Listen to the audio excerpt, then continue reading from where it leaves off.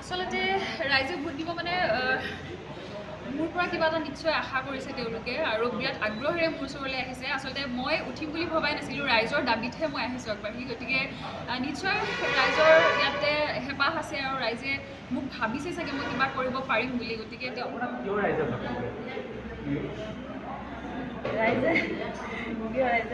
ৰাইজে যিহেতু মোৰ ধৰ ভাৰতীয় জনতা পাৰ্টীক খুব ভাল পায় আৰু তাৰ মিত্ৰজোঁট গৈ ধৰ ৰাইজে আগবঢ়াইছে ৰাইজৰ কাম কৰিবৰ কাৰণে।